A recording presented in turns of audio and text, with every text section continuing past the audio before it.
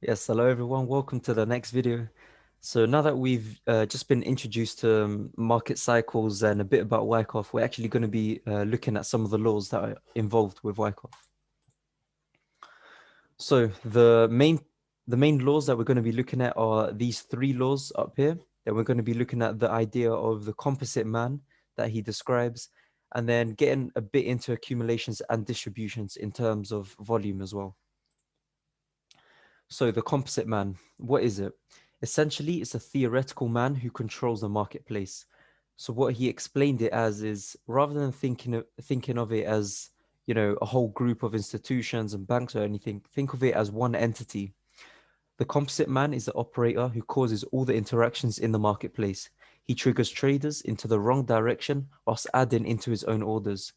Wyckoff helps us to understand his movements and understand his traces that he leaves in the market so we can get into the trades at the same time with him. Now, obviously, this is quite a theoretical approach to the market, just thinking that it's just one entity that controls it. But it really does help you think, how does the composite man actually deal with all the liquidity? How does he knock retail traders out of the trade, for example? How, because you've got the massive institutions and then you've got the hedge funds, for example.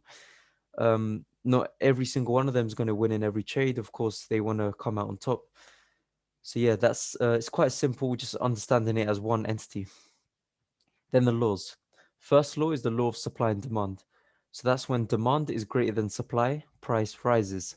When supply is greater than demand, prices fall. The trader and analyst can study the balance between supply and demand by comparing price and volume bars over time, which is what we're going to be looking at. Then you've got the law of cause and effect. So it looks at the potential extent of the move. And when I was doing my research on Wyckoff, it said use a point and figure count chart to understand the extent of this. This is usually used on stock markets, not too relevant for Forex. So it's not too necessary for us to really go in depth into this law to understand. Because at the end of the day, there's certain points of Wyckoff that we actually incorporate into our plan.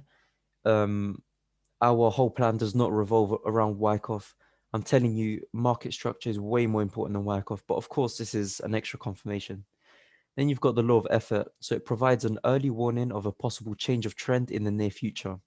Divergences between volume and price often signal a change in trend for a change in the direction of a particular price trend. So meaning you will see buy volume reduce, then eventually volume for sales will increase, showing a shift in trend. And of course, this is for a distribution when we've reached the point of interest and now we're going to sell. So a bit more into the law of effort and divergences. So imagine we're looking at Euro USD and then we put the volume indicator on as well. Now this is on the lower time frame. So this could be on the 5 minute, on the 1 minute, possibly even on the 15 minute. What we see is the effort from the buys decreases as price slows down into that point of interest and then enters a consolidation. So as you can see, all the buying pressure starts to get soaked up. It reduces as price starts to consolidate for a bit.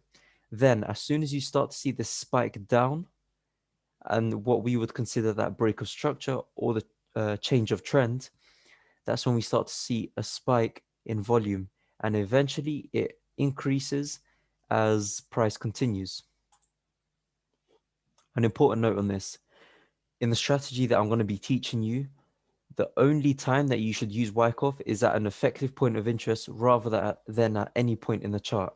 Because what you're going to get a lot of is this.